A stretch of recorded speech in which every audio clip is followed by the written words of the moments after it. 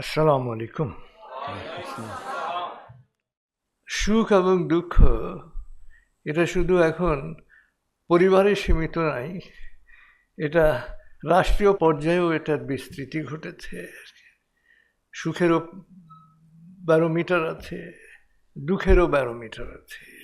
তো ব্যারোমিটার হিসেবের খাতা এক একজনের কাছে এক এক রকম, পরিমাপ দণ্ড এক একজনের এক এক রকম। তো এর মধ্যে একটি পরিমাপ দণ্ড হচ্ছে হাঙ্কে।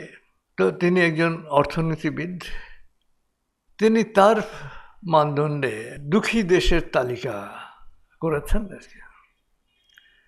তো এটার নাম হচ্ছে হাঙ্কেস অ্যানুয়াল মিজারি ইন্ডেক্স, এবং 2022 সালে তিনি যে সারা পৃথিবীর মিজারি ইন্ডেক্স করেছেন তাতে 157টি দেশের হিসেব নিকেশ নেওয়া হয়েছে। এবং তার মধ্যে সবচেয়ে মজার ব্যাপার হচ্ছে দুঃখী মানুষের দেশের তালিকায় আমাদের অবস্থান কিন্তু অনেক পেছনে। আমরা প্রথম দিকে এগোতে পারি না। তার মানে হচ্ছে যে আমরা দুঃখী না, আমরা সুখী। এবং শ্রীলঙ্কা, পাকিস্তান, ভারত, নেপাল, মিয়ানমার, এদের চেয়েও আমরা সুখী। মানে এই দেশগুলো আমাদের চেয়ে দুঃখী। তো আমাদের চেয়ে দুঃখী দেশ কিন্তু আরও আছে, অনেক আছে।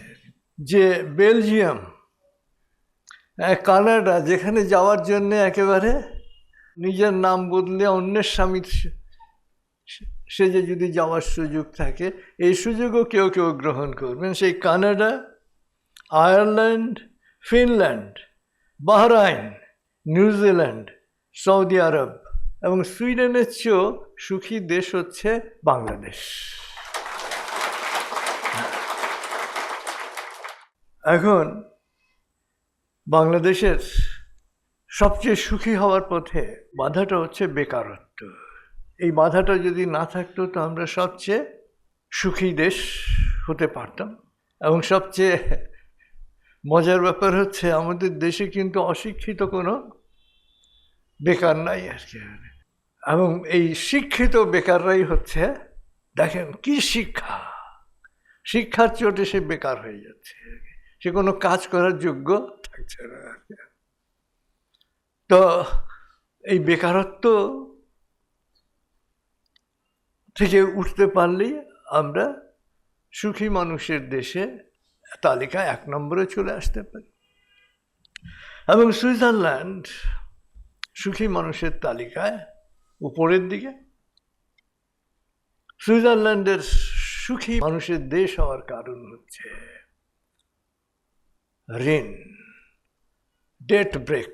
তারা ঋণ বিরতি দিয়েছে,